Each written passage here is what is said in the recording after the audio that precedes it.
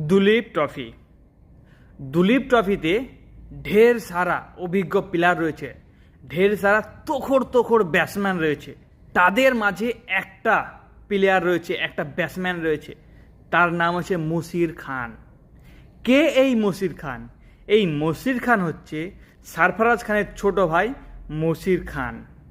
এই দুলীপ ট্রফিতে তিনি একাই লড়ে গেছে, 181 রানের একটা পারি খেলে সবাইকে তাক লাগিয়ে দিয়েছে।